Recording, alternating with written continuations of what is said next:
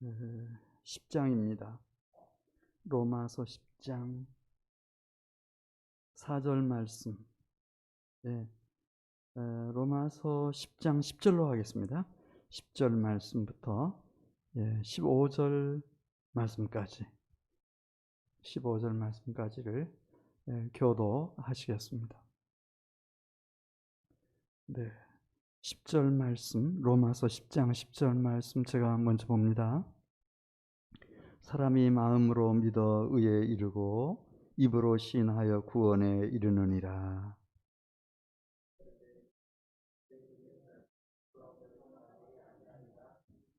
유대인이나 헬라인이나 차별이 없음이라. 한 분이신 주께서 모든 사람의 주가 되사 그를 부르는 모든 사람에게 부요하시도다. 그런즉 그들이 믿지 아니하는 일을 어찌 부르리요? 듣지도 못한 일을 어찌 믿으리요? 전파하는 자가 없이 어찌 들으리요?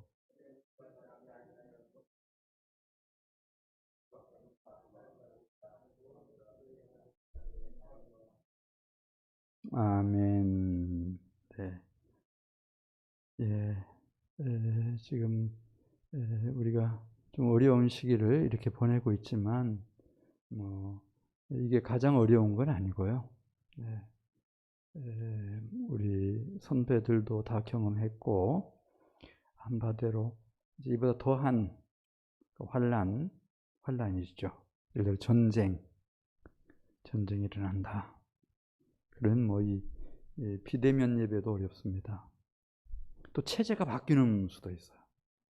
같은 한반도에 살고 있지만은 이렇게 우리야 지금 이렇게 자유민주주의 체제 속에서 신앙의 자유가 충분히 제공되므로 우리가 편안하게 이렇게 예배드리지만 그렇지 않을 수도 있어요.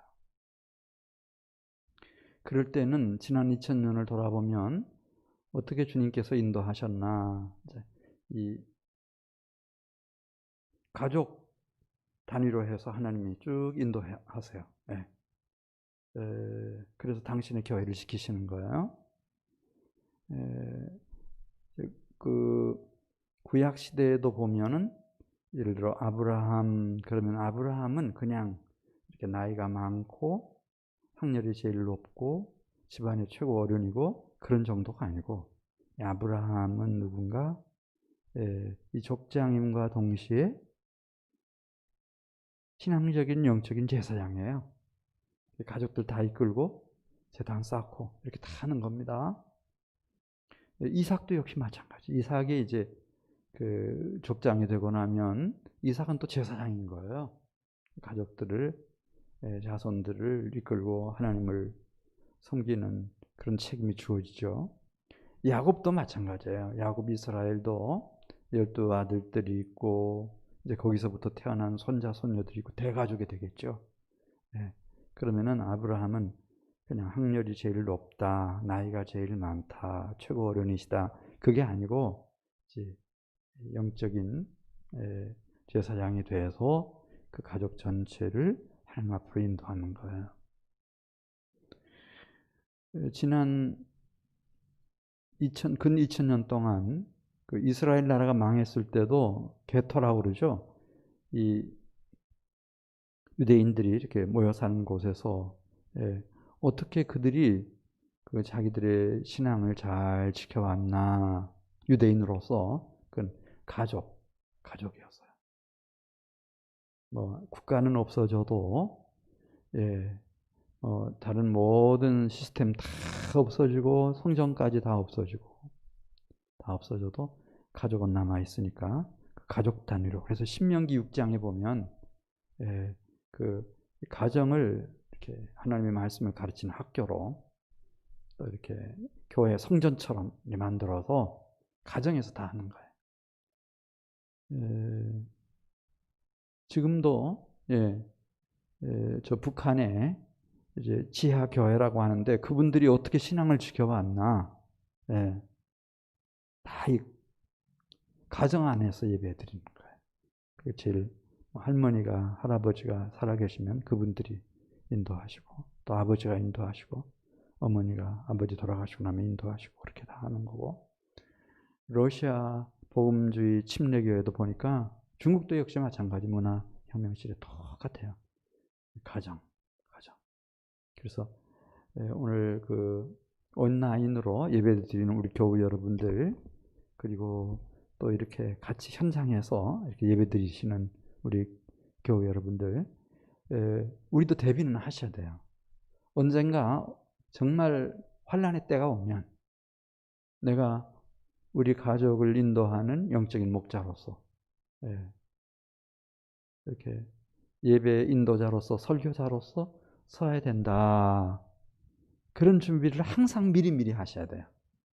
그렇지 않으면 막상 어려움 닥쳤을 때 어떻게 할 줄은 모르니까. 지금은 뭐 남성이냐 여성이냐 그건 그렇게 중요한 것 같지가 않습니다. 실제로 그런 영적인 리더십을 갖고 있으면은 다 인도할 수 있어요. 이제 그런 점에서 우선 이 신학을 우리는 꼭 신학교 가서 공부한다 그렇게 생각하는데, 저 러시아의 한 복음주의 침례교인이 현재 한 50만 되는데 거기는 신학교 없어요. 방송통신으로 이렇게 신학한다고 하지만 이게 잘 되는 것 같지가 않습니다.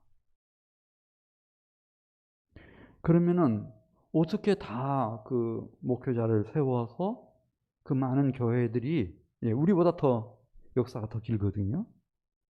그 공산 치하에서, 스탈린 치하에서 신앙을 잘 지켜왔나? 요전에 그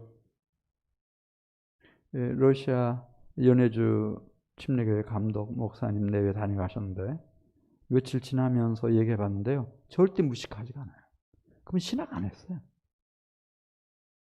근데 진짜 신학자예요. 진짜 신학자. 어떻게 그렇게 될 수 있나 하는 것을 오늘 좀 살펴보도록 하겠습니다. 신학이라고 하는 것은 첫 번째는 질문입니다. 질문을 할 줄 알아야 돼요. 하나님 앞에 질문을 할 줄 알아야 돼요. 바울은 어떻게 신학을 하는지 보겠어요. 오늘 10장 1절 보시면은, 10장 1절 보면 하나님 앞에서 바울의 소원이 있었어요. 지칠 줄 모르는 기도의 제목이 있었어요. 그것은 이스라엘이 구원을 받는 거예요. 근데 구원받는 사람 수가 너무 적어. 바울이 다 복음 전해봤거든요. 시리아 안디옥에서도 바나바하고 같이 공동사역도 해봤고, 길리기아에서도 복음 전해봤고, 갑바도기아에서도 복음 전해봤고, 갈라디아 지역에서도 복음 전해봤고, 소아시아에서도 복음 전해봤고, 심지어 마케도니아, 아테네 여러 지역에서 로마까지, 서바나까지 땅끝이라고 하는 다 전해봤어요. 근데 신기하리만큼 이 이스라엘 백성들 중에서 구원받는 사람이 너무 적은 거예요. 비례로 따져볼 때 너무너무 적어요. 기가 막힌 거죠. 그러니까 그 애굽에서 나왔어요. 430년 만에 얼마나 많은 사람들이 나왔어요. 그런데 요단강을 건너서 막상 약속의 땅 가나안 땅에 딱 들어가 보니까 신세대 빼놓고 애굽에서 직접 나온 기성세대 중에는 단 몇 명만 그 약속의 땅에 들어갔나? 두 명밖에 없는 거예요. 기가 막히죠, 여러분. 그걸 질문하는 거예요. 하나님, 아니 이방인도 아니고 어떻게 이스라엘 백성들 중에서 구원받는 사람이 이렇게 적습니까? 이게 신학이에요, 여러분. 자, 오늘 1절 말씀 보겠어요. 형제들아, 내 마음에 원하는 바와 하나님께 구하는 바는 누구를 위함이라고요? 이스라엘을 위함이니 곧 이스라엘로 구원을 받게 하려 함이라. 그래서 자, 우리 로마서 9장 1절부터 3절 상반절까지 보면요, 생명 걸고 기도하죠. 생명 걸고 기도해요.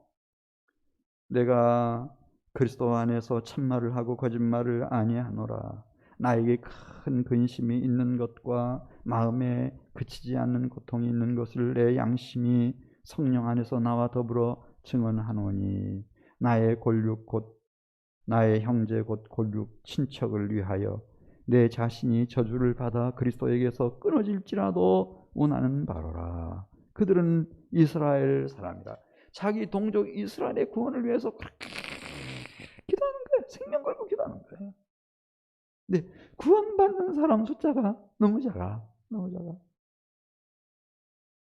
그럼 이게 하나님 책임인가? 예, 우리 로마서 10장 21절 보겠어요. 하나님 책임도 아니에요. 하나님도 할 수 있는 최선을 다하시니까요. 21절 같이 읽어요. 이스라엘에 대하여 이르되 순종하지 아니하고 거슬러 말하는 이스라엘 백성에게 내가 종일 내 손을 벌렸노라 하였느니라. 주님은 아브라함 때부터 지금까지 서서 두 손을 벌리고 어서 오라고, 어서 오라고 부르고 계시는 거예요. 밤낮 없이. 그게 하나님 책임 아니죠. 그러면은 혹시 이 이스라엘 백성들이 복음을 못 들었나? 구원의 복음, 천국 복음을 못 들었나? 18절 말씀 보겠습니다. 못 들을 수가 없다는 거예요. 왜냐하면 복음이 그 땅에 있으니까. 18절 10장 18절입니다. 그러나 내가 말하노니 그들이 듣지 아니하였느냐? 그렇지 아니하니. 그 소리가 이 복음을 말합니다. 그리스도의 말씀, 천국 복음. 그 소리가 온 땅에 퍼졌고 그 말씀이 땅 끝까지 이르렀다 하였느니라. 복음이 다 전해졌죠. 네. 그리스도께서 그 땅에서 태어나셨으니까. 그곳에서 부활하셨으니까. 다. 네. 그 땅에서 돌아가셨으니까. 다 알아요. 그러면 왜 이렇게 이스라엘 백성들 중에는 구원받는 사람의 숫자가 희귀할까? 네. 여기 10장 2절에 있는 말씀 보면 그러면 이스라엘 백성들이 열심히 없어서일까? 그렇지 않다는 거예요. 2절 보시면 내가 증언하노니 내가 증인이 돼서 보증을 서겠다고요. 이거예요. 이스라엘 백성들이 하나님께 열심히 있다. 열심도 있어요. 이스라엘 백성들도 종교적인 열심이 있는 거예요. 유대주의에 대하여. 바리새인, 서기관이면 서기관으로서 열심히 있어요. 열심히 있어. 근데 왜 이렇게 구원받는 사람이 적은가? 신학이라고 하는 것은 따라서 하세요. 신학은 질문이다. 네, 질문하는 거예요. 하나님, 왜 이렇게 이스라엘 백성들 중에서 구원받는 사람이 이렇게 적습니까? 네.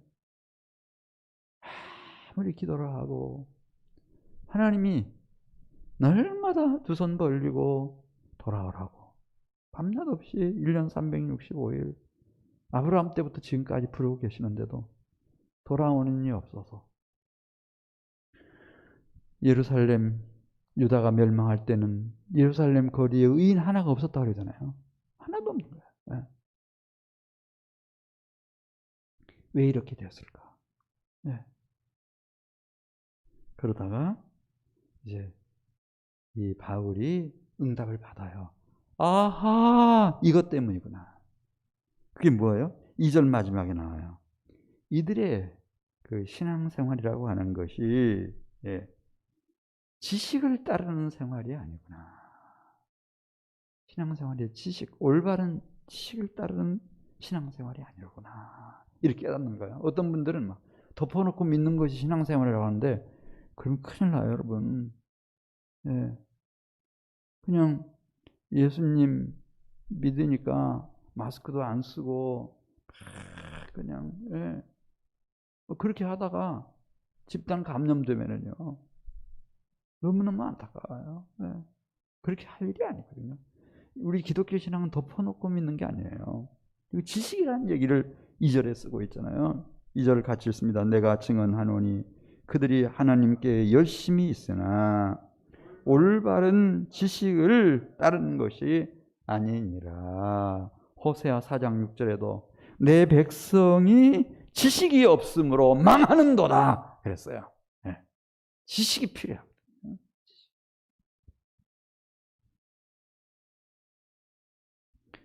그래 뭐 최소한은 우리가 이렇게 침해에 걸리지 않기 위해서라도 여러분들이 성경 말씀을 이렇게 정독을 하세요. 정독을 하세요. 정독을 하시고 그리고 이 성경 지식을 쌓아가세요.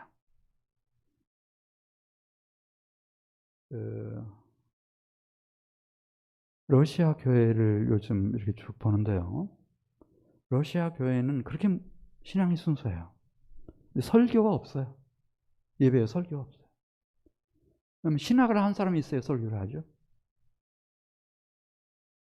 그럼 어떻게 하나? 예배 시간에 기도하고 찬송 부르고 성경 읽고 세 사람이 성경을 해석하는 거예요. 성경을 해석해요. 첫 번째 사람이 성경 해석해요. 여기 오늘 이스라엘 백성들이 왜 구원받지 못했나? 바울이 그렇게 생명을 걸고 기도했는데 하나님이 아브라함 때부터 지금까지 두 손 벌리고 돌아오라고 부르고 계시는데 자기들도 나름대로 이 유대주의 종교에 대한 열심이 있는데 왜 그렇게 구원받지 못하는가? 지식 없어서다. 지식이 뭐냐? 이걸 해석하는 거예요. 지식이 뭐냐? 첫 번째 사람이 성경 해석하고 두 번째 사람이 성경 해석하고 세 번째 사람이 성경 해석하는 거예요. 그게 설교예요. 그러니까 가족이 다 모이면은 6명이다. 그러면 거기 목사님 없이도 스탈린 치하에서 밖으로 드러나면 안 되잖아요. 충분히 할 수 있는 거예요. 아들도 해석하고 엄마도 해석하고 아버지도 해석하고 이 지식이 뭔가? 이 지식이 뭔가? 그걸 서로 해석하는 거예요. 묵상하면서 자기가 깨달은 대로 얘기하는 거예요. 그러면은 맞아요. 맞아. 그래서 신학 없이도 신학교 없이도 지금까지 훌륭한 교회를 해오고 있어요. 러시아에만 구소련 시절에 인종이 100인종이 넘었대요. 인종 숫자가 민족 숫자가 100가지 민족이 넘었다는 거예요. 그러니까 막 이 사람들이 또 은혜 받고 막 자기 동족들에게로 돌아가가지고 주의 복음을 전하고 모판처럼 엄청난 기회를 했는데 해석하는 거예요. 해석하는 거. 근데 해석을 할 때 제일 중요한 게 따라서 문맥. 앞절에 뭐라고 말씀하고 뒷절에 뭐라고 말씀했는지 컨텍스트라고 하는데 그 앞뒤를 이렇게 보면은 딱 나오는 거예요. 아하, 3절에 보면은 이 지식이구나.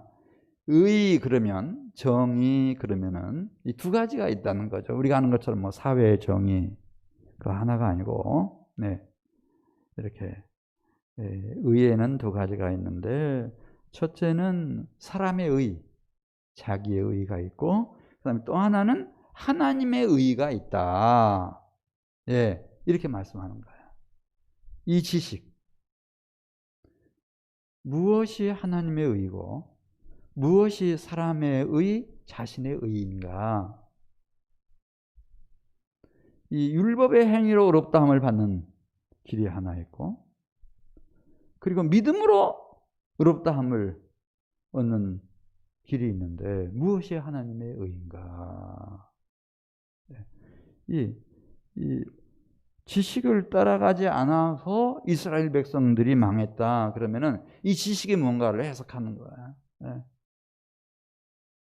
그러면 우리는 알 수 있어요. 아하, 여기 지식이라고 하는 것은 이 세상 지식 아니고 이것은 계시의 지식이로구나. 계시의 지식. 이 하나님께로부터 거룩하신 하나님께로부터 우리에게 주어지는 하나님의 의를 아는 지식, 거룩한 지식이로구나. 계시의 지식이로구나. 그렇게 할 수 있습니다. 자, 이제 3절 가서 보겠습니다. 3절. 지식이 없으니까 이 하나님에 대해서도 모르고 하나님의 뜻도 모르고 율법을 주신 의미도 모르고 자기 인간의 의와 하나님의 의의 차이도 모르고 그렇게 하다 보니 어떤 결과가 빚어졌나. 3절 말씀 보겠습니다. 그런 지식이 없다 보니까 3절에 하나님의 의를 모르고 자기 의를 세우려고 힘써 하나님의 의에 복종하지 아니하였느니라. 그러니까 이 세상의 의라고 하는 것은 다 자기 의예요. 자기 의. 그래서 내가 어떻게 법을 정확하게 해석하고 그 법을 완전하게 지켜 행하느냐, 그런 의인인 거예요. 네. 이게 자기 의예요. 자기 의를 따르는 사람은 5절 말씀 보겠습니다. 모세가 이렇게 말했습니다. 모세가 율법을 주지 않았습니까? 하나님께로부터 받아서. 모세가 5절을 같이 읽습니다. 모세가 기록하되 율법으로 말미암은 의를 행하는 사람은 그 의로 살리라 하였거니와. 그럼 끝까지 모든 율법을 정확하게 읽어내고 그 모든 법률 율법을 계율을 다 지켜야 돼요. 100개든지 1000개든지 다 지켜야 돼요. 하나라도 어기면 안 돼요. 네. 이게 자기 의예요.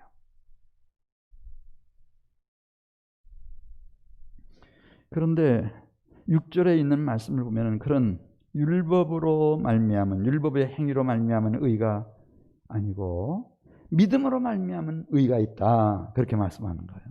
믿음으로 말미암은 의. 이 믿음으로 말미암은 의에 대해서 4절에서 설명했어요. 4절 보겠습니다.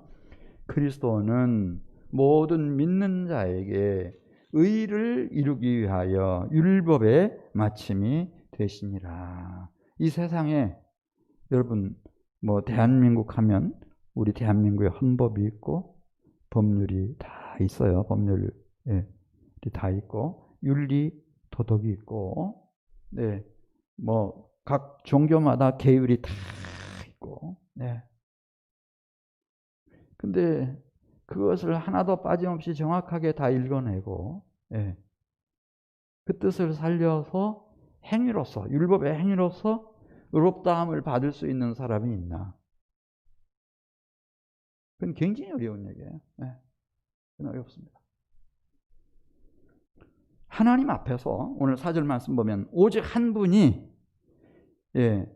율법의 마침이 되셨다. 여기 마침이라고 하는 그 텔로스라고 하는 원의 의미는 완결을 지으셨다, 그런 뜻이에요. 이 율법의 그 정신, 뜻을 100% 정확하게 다 해석해가지고 하나님 앞에서 말이죠. 그것도 가장 높으신 하나님 앞에서 그것을 마침내 다 성취하신 분, 다 이루어내신 분이 누군가? 그리스도이십니다. 그리스도 한 분만 그렇게 했어요. 하나님의 선하시고 기뻐하시고 온전하신 뜻이 뭔지 다 분별해서 자기 일생을 통해서 다 이루었다, 그렇게 말씀하시잖아요. 다 이루신 분, 딱 한 분, 율법의 마침이 되신 그리스도. 그래서 율법이라고 하는 것은 무슨 역할을 하는가? 이 몽학 선생 같아서 갈라디아서에 보면은 이제 5살 먹고 만 4살 되고 한 어린아이를 몽학 선생님이 데리고 그 어린이집도 가고 유치원도 가고 그렇게 하는 것처럼 이 율법이라고 하는 것이 나를 하나님의 의이신 모든 하나님의 뜻과 하나님의 모든 율법을 100% 완전하게 실현시키신 하나님의 의가 되시는, 완전한 의가 되시는 그리스도 예수께로 인도하는 역할을 율법이 하는 거예요. 왜냐하면 나 스스로는 율법이 뭔 줄 몰라요. 안식일 지키라고 율법 주면은 엉뚱한 짓만 다 하고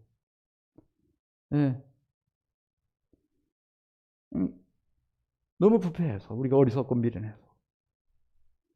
그래서 4절 말씀 보겠습니다. 4절 말씀. 그리스도는 모든 믿는 자에게 의를 이루기 위하여 율법의 마침이 되시니라. 그렇게 기록했어요. 네. 예수 그리스도가 율법을 다 이루시고 하나님의 완전하신 의가 되신 거예요. 그 순간부터 이 세상의 모세를 통해서, 선지자들을 통해서 주신 모든 주의 말씀과 율법은 우리를 그 예수님께로 인도하는 인도자 역할을 하는 거예요. 왜? 나는 너무 둔해서 율법의 온전한 뜻을 다 해석할 수도 없고, 그걸 더더군다나 100% 완벽하게 지켜 행해낼 수 있는 그런 능력은 더더군다나 없어요.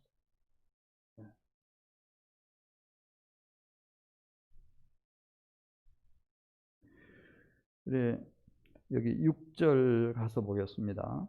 6절. 어떻게 그리스도는 하나님 앞에서 완전한 의이신가? 완전한 의가 되려면은 6절에 나오죠. 죄의 삭은 사망이기 때문에 모든 사람은 다 죽음을 맞이해요. 죄인이니까. 죄의 삭은 사망이니까 다 죽어요. 근데 진짜 의인이 있다면 이 사람은 죽은 자 가운데서 살아나야 돼. 살아날 뿐만 아니라 승귀라 그러죠. 들림을 받으셔서 하나님 앞에 가셔야 돼. 하나님 보좌 우편에 앉아 계셔야 돼요. 그래야 의인이에요. 의인. 자, 6절 말씀 보겠어요. 그래서 믿음으로 말미암는 의인은 이같이 말하되 내 마음에 누가 하늘에 올라가겠느냐 하지 말라 하니 올라가겠느냐 함은 누구를 모셔 내리는 것이요? 그리스도를. 그리스도이신 예수님만 하나님께로부터 의롭다함을 받고, 그분은 묻혀 계실 수 있는 분이 아니에요. 의인이시니까, 완전한 의이시니까. 그래서 그분은 3일 만에 사망 권세를 깨뜨리시고 다시 살아나시고 승천하셔서 하늘 보좌 우편에서 하늘과 땅의 모든 권세를 가지시고 지금 통치하고 계시는데, 그 승리하신 그리스도가 완전한 의셔요. 의. 할렐루야. 그분의 그 부활이라고 하는 것은, 승리라고 하는 것은 그분이 의인이라고 하는 증거예요. 하나님의 의라고 하는 증거예요. 또 7절 말씀 보겠어요. 그냥 무조건 의인이라고 주장만 한다고 해서 의인이 되는 게 아니고, 7절에 가서 보면 의인은 죄값을 갚아야 돼요. 그래야 의인이 될 수가 있는 거예요. 7절 보겠습니다. 혹은 누가 무저갱에 내려가겠느냐 하지 말라 하니, 무저갱이라는 것은 땅속을 말해요. 무덤 속을 생각하시면 돼요. 누가 무저갱에 내려가겠느냐 하지 말라 하시니, 내려가겠느냐 함은 그리스도를 죽은 자 가운데서 모셔 올리려는 것이라. 내가 실수를 많이 하고 허물가지가 참 많죠. 죄의 삭은 사망이니까 내가 죽어야 되고 내가 묻혀야 되는 거예요.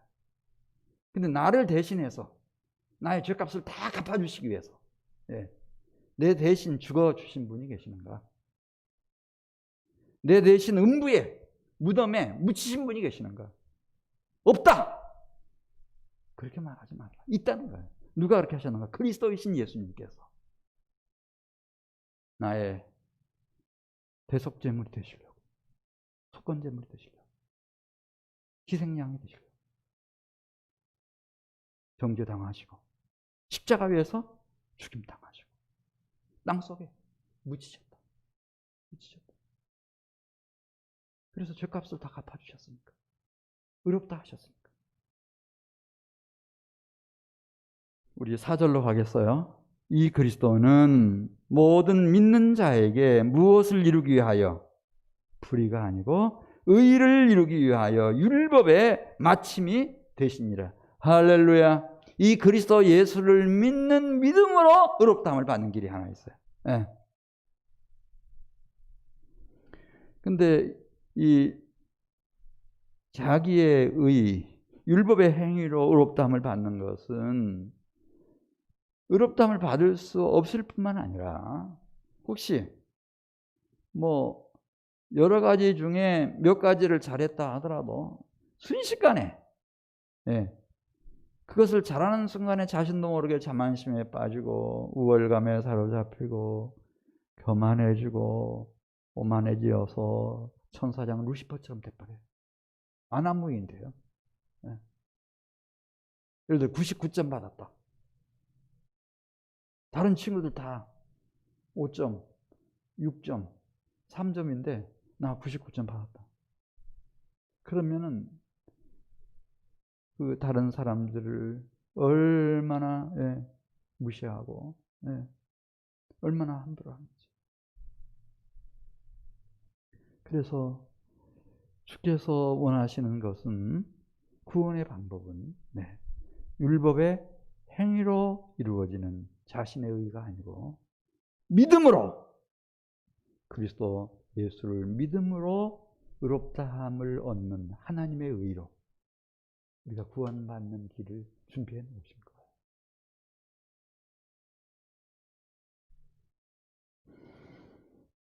8절 말씀 보겠습니다. 8절. 그러면 무엇을 말하느냐? 말씀이 내게 가까워 내 입에 있으며 내 마음에 있다 하였으니 곧 우리가 전파하는 믿음의 말씀이라. 여기 믿음의 말씀이라고 하는 단어가 나오면 이런 중요한 단어들은 언더라인 꼭 해서 서로 이게 무슨 뜻일까 이렇게 진행하시는 분이 묻고 설명을 하는 거예요. 깨달은 대로 설명하는 거예요. 믿음의 말씀. 믿음의 말씀이 뭘까? 믿음의 말씀이 뭘까요, 여러분? 제가 뭘 늘 생각하라고 그랬죠? 문맥. 그러니까 여기 8절에 나오는 믿음의 말씀을 정확하게 해석하려면 9절을 읽어보면 돼요. 믿음의 말씀을 9절에서 설명하고 있으니까. 성경이 어렵지 않아요. 여러분들이 정말 성경이 이게 진리의 책이고 이게 계시의 지식을 알려주는 하나님 말씀이다 이렇게 생각하고 여러분들이 성경을 읽어가면은 그 성경 안에 다 답이 있어요. 여기 믿음의 말씀 뭔가 9절 설명합니다. 시작. 내가 만일 내 입으로 예수를 주로 시인하며 또 하나님께서 그를 죽은 자 가운데서 살리신 것을 내 마음에 믿으면 구원을 받으리라. 이게 믿음의 말씀이에요. 예수님이 왜 이 세상에 오셨나? 나를 위해서, 우리 인류의 구원을 위해서 오셨다. 오셔서 무슨 일을 하셨는가? 내 대신 정죄당하시고 죽임당하시고 무덤에 묻히셨다. 그리고 죽은 지 3일 만에 다시 살아나셔서 승리하시고 하나님의 완전하신 의가 되셨다. 그분이 나의 주님이시다. 나의 구주이시고 주님이시다. 이게 믿음의 말씀이에요. 그거를 그 말씀, 그 복음 말이죠. 예수 그리스도의 복음. 그 복음을 믿는 거예요. 믿는 거예요. 그 믿음으로 의롭다함을 얻는 거죠. 우리가 믿을 때 아주 중요한 거 10절에 설명합니다. 믿을 때 어떻게 믿어야 될까요? 첫째는 마음으로 믿고 마음으로 믿어요. 그냥 이렇게 머리로 이해를 하면 안 되고요. 복음의 말씀, 믿음의 말씀은 그리스도 예수는 마음으로 믿는 거예요. 마음으로 믿어요.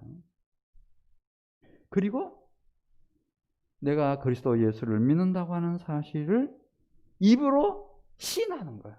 시인이 굉장히 중요해요, 여러분. 북한에서요. 당신 예수 믿어? 이렇게 물었어요. 책임자가. 그때 시인할 수도 있고 부인할 수도 있어요. 시인하면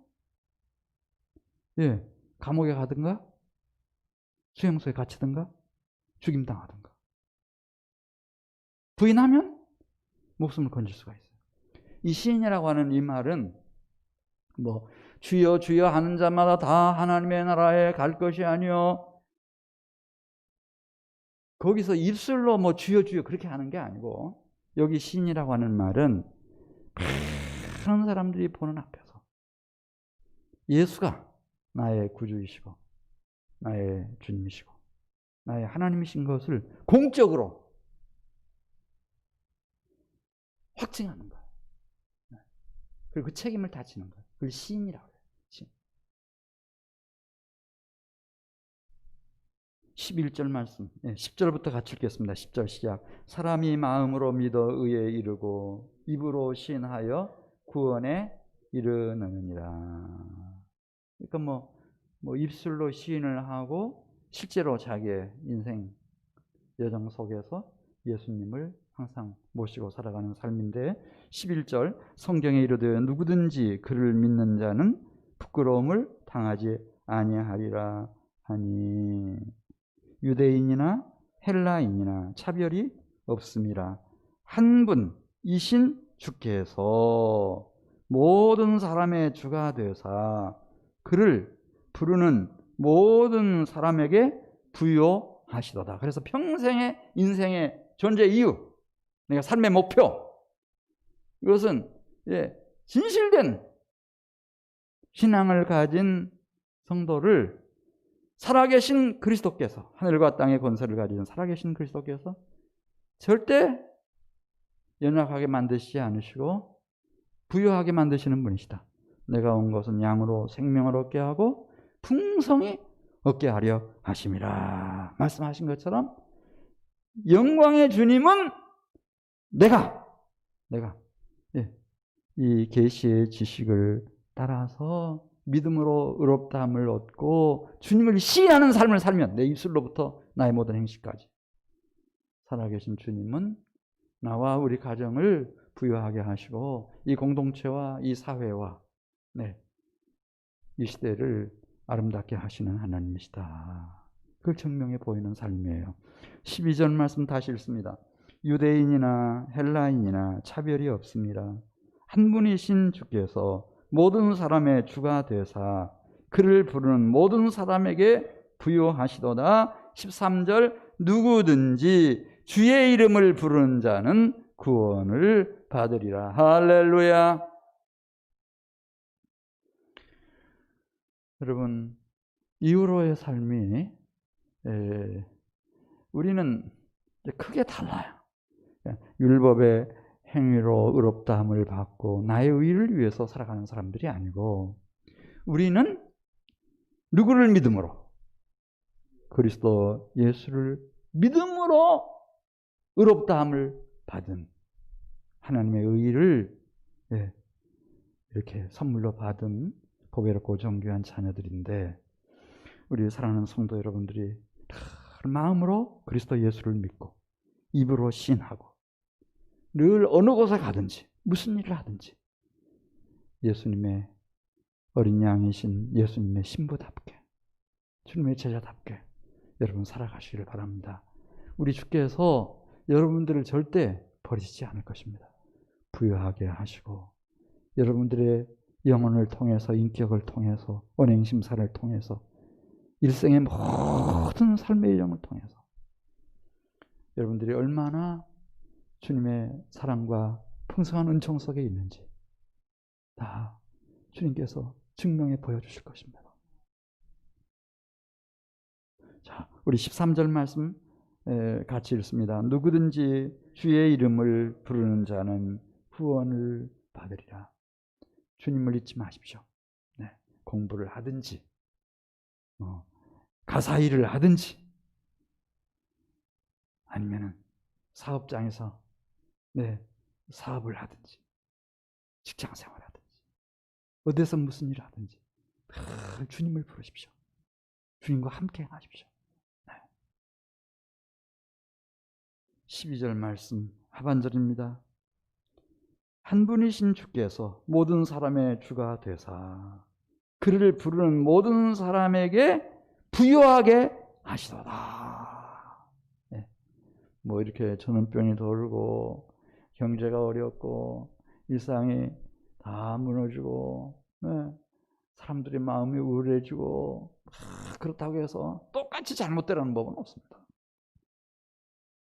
주님께서 여러분들의 마음과 생각을 지켜주시고, 또 건강을 주님께서 책임져 주시고, 가정을 눈동자같이 보호하셔서 하나님이 영적으로 다 이런 때 부흥되게 하시고 충만하게 해주시고, 예, 하나님이 복의 복을 더해 주실 것입니다. 그래, 우리 성도 여러분들이 이럴 때 좀 전화도 서로 하시고, 네, 적어도 우리 셀이다 그러면은 전화하셔서 어떻게 지내는지 안부 좀 묻고, 지금 힘들구나 그러면은 기도 제목, 교회 중보 기도 신청 카드 있으니까 그거 꼭 전달해 주시고, 그냥 아파트 앞에 이렇게 붙여놓고도 되고 집 앞에 놓고 가도 됩니다.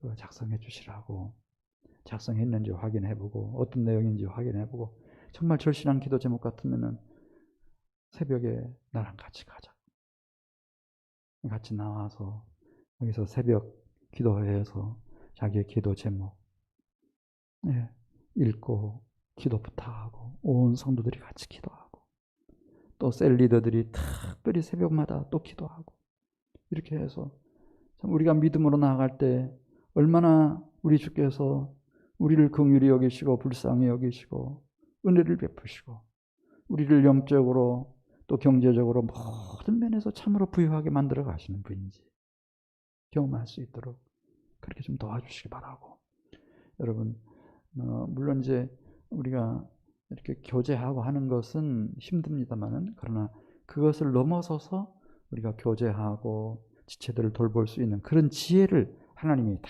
주셨기 때문에 다 하실 수 있습니다, 여러분. 하실 수 있습니다. 자, 우리 14절, 15절 말씀 같이 읽겠습니다. 14절 말씀. 이 믿음으로 의롭다함을 얻는 하나님의 의가 이 세상에 공급되는 것은, 그래야 살아나거든요. 영혼들이 다 살아나고 구원받고 이렇게 하는데, 이것은 어떻게 가능한가? 14절. 그런즉 그들이 믿지 아니하는 일을 어찌 부르리요? 듣지도 못한 일을 어찌 믿으리요? 전파하는 자가 없이 어찌 들으리요? 보내심을 받지 아니하였으면 어찌 전파하리요? 기록된 바 아름답도다 좋은 소식을 전하는 자들의 발휘함과 같으니라. 아멘. 이 좋은 소식, 천국복음입니다. 하나님의 복음, 우리 주 예수 그리스도의 복음, 하나님의 의가 가득한 이 복음 전하는 거예요. 열심히 전하는 거예요. 전하면은 성령께서 그 복음이 전해지는 순간에 그들의 심령을 깨우쳐서 알아듣게 만드시고 회개하고 그리스도 예수를 믿게 만들어 주시는 거예요. 믿음으로 의롭다함을 얻어요. 하나님과 화목한 관계 속에 들어가는 겁니다. 하나님의 의가 부어지는 거예요. 그리고 하나님의 부욕해 하시는 축복을 누리게 되는 거예요. 우리가 딱 침묵하고 있으면은 거기서 단절돼 버려요. 아무것도 안 돼. 우리가 착각하면 안 돼요. 물론 우리가 안전거리 유지를 해야 되겠죠. 그러나 그건 우리 몸이고요. 하나님이 우리에게 이렇게 영혼도 주시고 또 이렇게 말할 수 있는 능력도 주시고 지혜로운 생각도 주시고 다 그렇기 때문에 우리가 얼마든지 문자로 하든지 전화로 하든지 편지로 하든지 어떤 방법으로 하든지 아름다운 소식을 전할 수 있어요. 자녀들에게도 전하고 부모 형제들에게도 전하고 내 셀 모임 식구들에게도 전하고 다 전할 수 있어요. 혹시 이런 것에 주눅들지는 마세요. 요즘 교회가 평가가 참 좋지 않다. 마치 코로나 바이러스 19 전염병의 발원지처럼 목사부터 시작해가지고 막 온 교회가. 여러분, 우리는 지금까지 그렇게 살아왔습니다. 로마 제국 시대에도 전염병 돌면 다 예수쟁이들이 미개해가지고 카타콤 땅속에서 살면서 다 옮겨온다고. 온갖 걸 다 교회에다 뒤집어 씌웠습니다. 로마 시내가 불이 나면은 그건 예수쟁이들이 또 불질렀다고 그러고. 우리는 2000년을 그렇게 살아왔습니다. 근데 그런 것 때문에 주눅 들지 마세요. 저 공산 치하에서도 예수쟁이들은 다 미제국주의의 앞제비들이라고 그러고, 뭐 외세의 간첩들이라고 그러고, 막 얼마나 많이 잡아다 가두고, 얼마나 많이 죽이고. 그런 속에서도 다 복음 다 전했습니다. 교회 다 세웠습니다. 주의 제자들 다 길러냈습니다. 네. 약해진 데 없습니다. 이거 아무것도 아닙니다.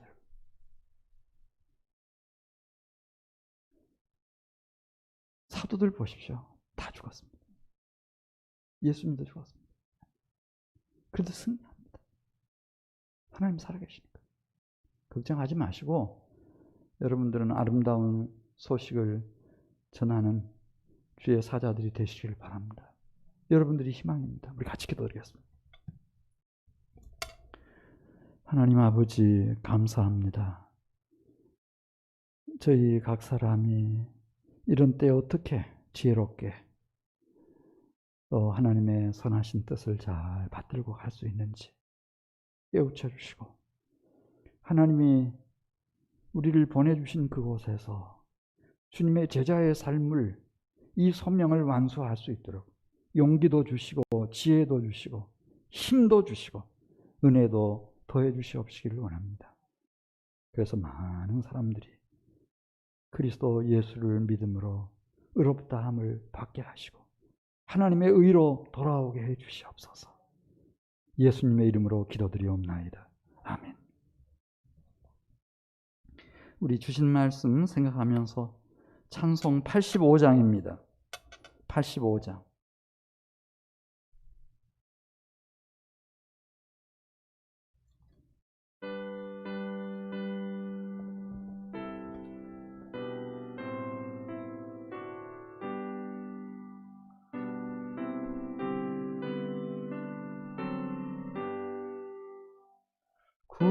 구주를 생각만 해도 이렇게 좋거든.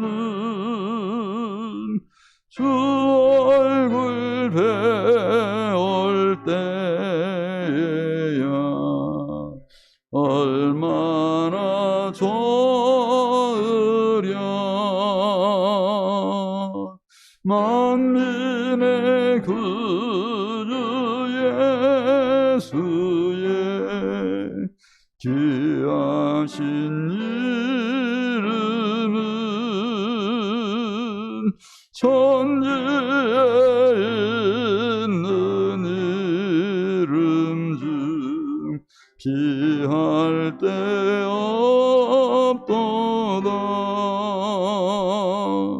자매게 하는 자에게 소망이 되시고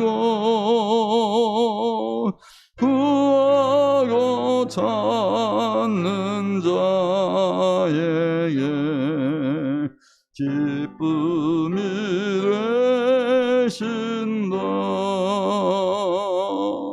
예수의 넓은 사랑을 어찌다 말하랴.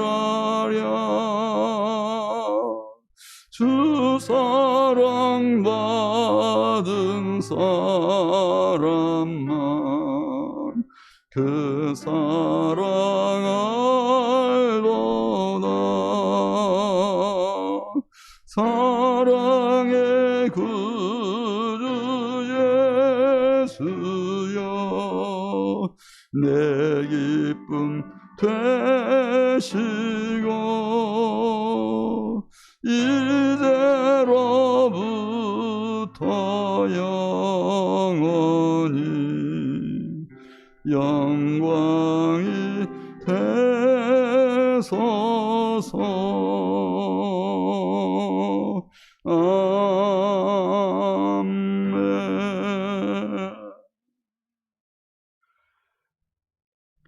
임진빈, 박현미 집사님 가정에서 11주헌금 또 감사헌금 하나님 앞에 정성껏 드렸습니다. 이제 오늘 저녁 주신 말씀 붙잡고 우리 기도하는 시간 갖겠습니다. 하나님, 제가 하나님의 선택을 입고 부르심을 받았지만 지금껏 지혜와 분별이 없어서 나의 의를 위하는 건지 하나님의 의를 찾는 신앙생활인지 지금까지 갈등하며 방황하며 살아왔습니다. 진리의 거룩한 성령이 임하시옵소서. 우리 중에 임하시고 나의 심령 가운데 임하셔서 이제부터는 나의 의가 아니라 나를 위한 대속제물이 되신 그리스도 예수를 믿는 믿음으로 의롭다함을 얻게 하시고 나의 심령과 남은 생애 속에도 하나님의 의가 부어지게 해 주시옵소서. 장마비와 같이 폭포수와 같이 하나님의 의가 부어지게 해 주시옵소서. 하나님, 언젠가는 나도 우리 가정의 영적인 제사장으로서 귀한 역할 사명 감당할 수 있도록 하나님 늘 신학적인 하나님 이제 훈련을 쌓아갈 수 있게 해주시옵시고 성경도 부지런히 읽게 해주시옵시고 하나님의 말씀도 성령의 조명하심 속에서 잘 깨달아 알아서 하나님 이 귀한 신앙의 유산과 기업을 나 자신뿐만 아니라 우리 자녀 손에게 그대로 이어 하나님 계승시킬 수 있고 승계시킬 수 있도록 상속할 수 있도록 하나님 저를 사용해 주시옵소서. 우리 기도드리겠습니다. 한 목소리로 기도드립니다. 하나님 아버지 감사합니다. 하나님 임진빈 박현미 집사님 가정에서 귀헌금 주 앞에 지금 올립니다. 연락하시고 흠양해 주시옵시며 드린 손길 심령 위에 복 내려 주시옵소서. 주 예수를 믿으면 너와 내 집에 구원을 얻으리라 말씀하신 주님, 하나님 임진빈 형제님도 예수 믿고 구원받게 하시고 자자손손 우리 주님 오실 때까지 하나님 천대까지 복의 복을 더하시는 주님의 은혜 속에서 이 가정이 일어나게 해 주시옵소서. 하나님 어리석고 미련해서 지금까지 내가 예수 믿고 하나님의 백성으로 산다 하면서 나의 의를 늘 고집하고 살아왔습니다. 지난날의 어리석음을 용서해 주시옵시고 오직 그리스도 예수를 믿음으로 의롭다함을 얻게 해 주시옵시고 하나님의 의가 부어지게 해 주시옵시고 하나님께서 우리를 선택하시고 의롭다 하시고 우리를 통해서 이루시기 원하시는 그 소명 앞에서 하나님 우리가 성실하게 우리의 책임을 다할 수 있도록 우리의 믿는 자의 본분을 다할 수 있도록 은혜 주시옵소서. 하나님 또 한 간절히 기도하고 간구드리옵는 것은 지금 여러 가지로 어렵고 힘든 가운데 있지만은 우리가 떨치고 일어서서 아름다운 하나님의 복음을 전파하고 그리스도 예수의 귀한 구원의 소식을 증거할 수 있는 그런 증인들이 되게 해주시옵소서. 아름다운 소식을 전하는 자의 발걸음이 되게 해주시옵소서. 그래서 하나님 지금 좌절하고 낙심한 내 부모 형제들이 내 사랑하는 친구와 이웃들이 오히려 복음을 전해 듣고 그리스도 예수께로 돌아오는 놀라운 구원의 역사가 일어나는 기간이 되게 해주시옵시기를 원합니다. 하나님 특별히 우리 셀 목장 안에 하나님 우리 기관 안에 너무 힘들어하는 지체 없게 해주시옵시고 하나님 우리가 그들을 찾아 만나게 해주시옵시고 교회로 주께로 인도할 수 있는 인도자가 되게 해주시옵소서. 하나님 감사합니다. 감사합니다.